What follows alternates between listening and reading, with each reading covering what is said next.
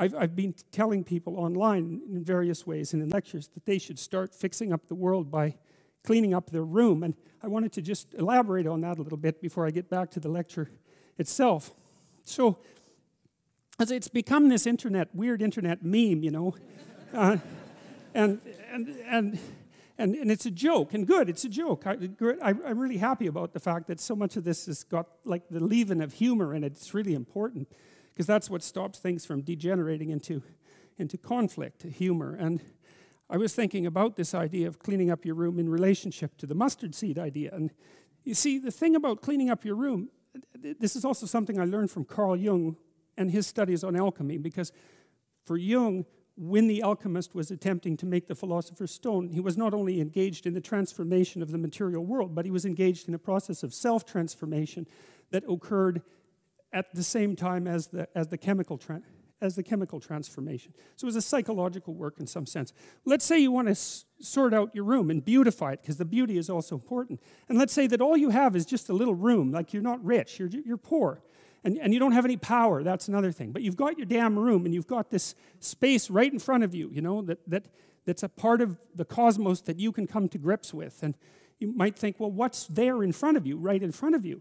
And the answer to that is it depends on how open your eyes are. That's the proper answer, because you could say, and William Blake said this, for example, and Aldous Huxley made comments that were very similar, that in a transcendent state you can see infinity in the finite. And you might say, well, you can see infinity in what you have within your grasp if you look, and you could say maybe that's the case with your room.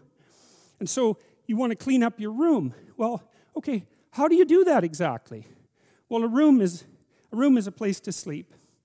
And so if you set your room up properly, then you figure out how to sleep and when you should sleep and how you should sleep. And then you figure out when you should wake up. And then you figure out, well, what clothes you should wear, because they have to be arranged properly in your dresser. And then you have to have some place to put your clothes. And if you're going to have some clothes, you have to figure out what you're going to wear those clothes to do, right?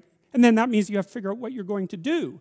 And then your room has to serve that purpose, because otherwise it isn't set up properly. And if it doesn't serve your purposes, you will be unhappy and not happy in the room, because the way that we perceive the world is as a place to move from point A to point B in.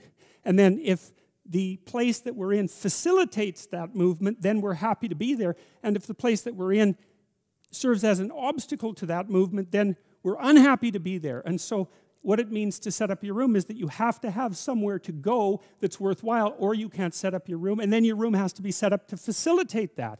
And then the next thing is, well, maybe you have to make it beautiful. But that's not easy, right? That means you have to have some taste. And that doesn't mean you have to have money. It doesn't, because you can be garish with money, and you can be tasteful with nothing.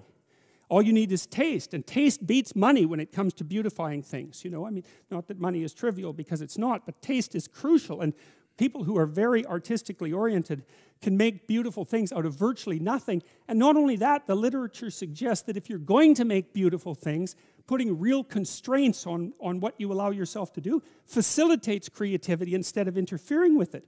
Because let's say you have to make something out of nothing, right? Which I suppose would be a godly act, right?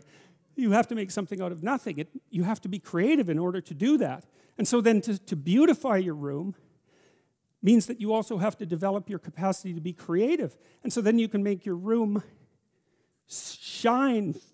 But then what will happen is that if your family isn't together, they will interfere with that. You'll interfere with that because you won't have the discipline to do it properly. But then when you start building this little microcosm of perfection with what you have at hand, then it'll evoke all the pathologies of everyone in your household. They'll wonder what the hell you're up to in there. And they won't necessarily be happy, because if they're in a lowly place, let's say, and so are you, and you're trying to move out of that, then the higher you move out of that, the more the place they're in looks bad.